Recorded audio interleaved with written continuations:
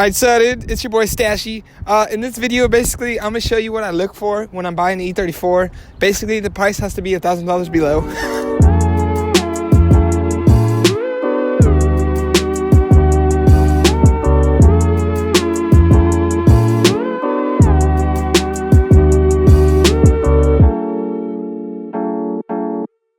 But anyways, in this video, hopefully when you watch it, you'll learn some key pointers and some good tips. So when you buy your E34, you would actually know what to look at. Because when I was looking for E34, there was really not a lot of information out there. There was not like a dedicated YouTube channel for it. Since my channel is basically all E34 stuff, it's basically dedicated E34 channel. I'm going to show you some tips and some pointers to look out and some common problems for the E34. It's going to be a quick video, not very detailed.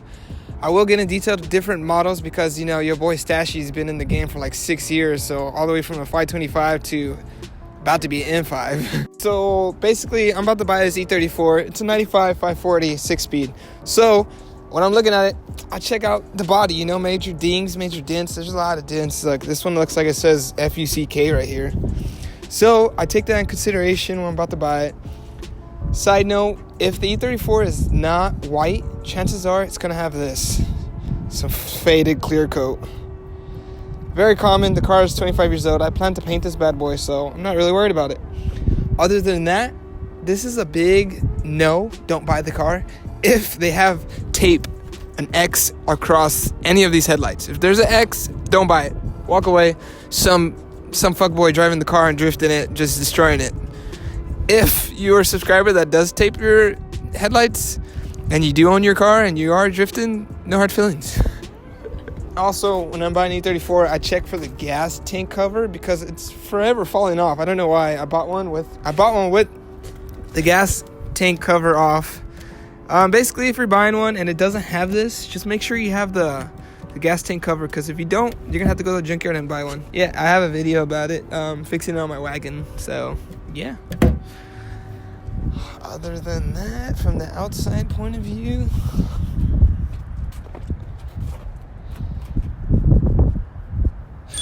on a side note, this butt right here is what sold me on the car. But yeah, we're gonna go in the cockpit so I can show you what to look for when you're in the cockpit. See you there.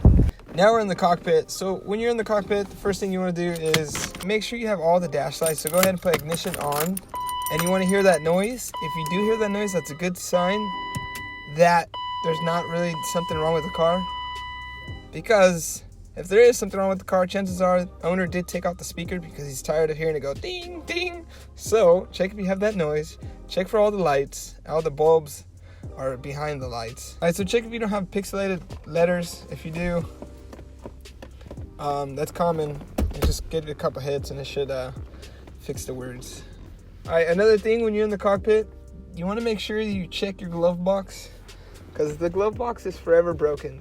So just open up your glove box and see if it's actually not broken, because chances are it might be locked and not functioning. And if you have this is a good sign that the car's been taken care of, because the original and the owner's been keeping track of it. Another thing, if you have this bad boy, just buy the car, because this is like it's just dope. That's what it is, all right? There's no explanation. Sorry. Also, another thing that you want to check is they got the coin tray. They got the coin tray. That means that this guy has been taken care of, like the car. It just means he's been keeping everything. He hasn't really lost something. Oh, another thing I need to show you guys. So you're going to buy E34 and you want to check out some more signs that it's been taken care of. Follow me. So in the trunk here, what you want to do is check your toolkit. And if you have all your tools, chances are it's been well taken care of. If you don't, like this, two possible outcomes. The guy was just working on the car and needed the tools. If not, it's been through multiple owners and they're slowly just disappeared. So that's a good sign if you have all the tools. All right, so then you want to check all your mechanical stuff, all the basic, turn the car on, hear the engine, make sure no knocking, all that stuff. And I'm just showing you like pointers on very common problems. Another thing is you want to get under the car, get a little down dirty, grab your control arm and shake this bad boy. If it don't make no knocking or clunking noise, then you're good. But if it does, you're going to have to replace them. Chances are you're going to have to replace them anyways, because these cars use a steering box and a lot of steering components, and over time they just wear out, especially if the car is lowered. So, on that note, let's move back to the cockpit. Back in the cockpit. Check the seats for tears. I got one right there. Also, check the AC. If your AC is working, you are in business. That means you have a BMW. If not, it is what it is, man. So, turn the car on. Pop the AC on. You check if your blower motor is working. And if it is, very convenient for you, man. Because it does get cold and you want to have the heater and the AC. Other than that, check all the windows because the windows are very common to go out. Not as bad as the E36. So just give all the windows a test. You thought, huh? I was like, don't do it. So a passenger window kind of like, it's funky. If I roll it down, I have to like help it up. But basically, check all the windows because some of them don't work. Check the sunroof. That one click back. That one click forward. Check all these interior lights. Bam. So another thing you want to check when you're gonna buy an E34. Yeah. The common problem is a seat twist. Yeah. Because I own a E34. I owned about 5 E34s, and this was like a problem in everyone. And I also owned an E28, and that was like a major problem on one of my seats. Yeah, that's true. But I removed them because, you know, I like to remove seats. Yeah, like Lena said, check your seat twist. Just make sure you go all the way back. If you have a rare manual seats, then you don't have seat twist. But if you have the electric seats, go ahead and give a demonstration, Lena.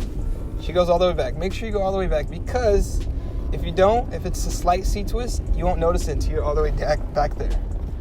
Yeah, seat twist is a big problem on E34s. It's very simple. There's a video how to fix it. Just Google seat twist BMW. Another thing is, when you're driving it, test driving it, go ahead and floor it and get it up to like 50 miles per hour. All right, there. Maintain like 50 or 60. And the steering wheel starts shaking like this. That means you got a bad boy shimmy. You need some control arms. It's very common to have a bad boy shimmy. So don't worry about it. It's not a deal breaker. So expect to do a suspension overhaul and also cooling system overhaul because that is very common with these old BMWs. Just be on the safe side. Also ask them if they ever overheated their car because if they did, that means that you're gonna have to fix a blown head gasket. And no one wants to do that, right? Not in the mood for making. See what happens when your window regulator don't work? Yeah, well, I hope you guys can hear me. Oh, let's try. Come on, Lena, you can do it. Roll it up, please. That shit went up without my help. Now here's a good time to ask him to do a pull. So when you're buying an E34, just be like, hey, dude, could I do a pull? And he's like, yeah, sure, I don't mind. And then you're gonna take it. And then when he says he doesn't mind, drive it like you stole it, dude. And then you'll find out if you need a motor mount like me. I also want to thank today's sponsor. SUhh has sent me a care package along with like $1,500. Said, hey man, keep doing what you're doing. That guy's rich. If you don't know who SUhh is, he has some detailed information on E34 chassis. No, I'm just kidding. That guy didn't send me $1,500. He's broke as a joke, just like me. Why do you think we drive E34s? No, I'm just kidding. In 6 gear for the coast, and so this is what he sent me. I didn't want this one, Tuck. I wanted freaking the donut one. Where's the donut one? Yeah, this is the one I wanted. So he sent me the donut one. Oh, the E34. Oh, damn, that is sick. It's as big as your weenie, but It's your boy, SUhh. Thanks for the support, fam. Want to see the sticker in your next video? Keep it ugly, bro. Alright, here it is, Tuck. As big as your weenie. This is dope, though. You could have made it bigger. I don't know why you made it that small. Look at that. Yeah, shout out to today's sponsor. And that's the end of the video, guys. Oh, I found out the algorithm of YouTube. You have to click it and like it. If you like it, it helps me out a lot. We did grow out to 3,000 subs, and I think that's what made me so intimidated to make another video. And I'm sorry I've been lagging for February, but hope you guys liked this video. And if you did, do all that famous YouTube stuff. Like, comment, subscribe, you know all that. Love, peace, chicken grease. We out of here. We're going to a card meet now. We'll film that and put that in a later video.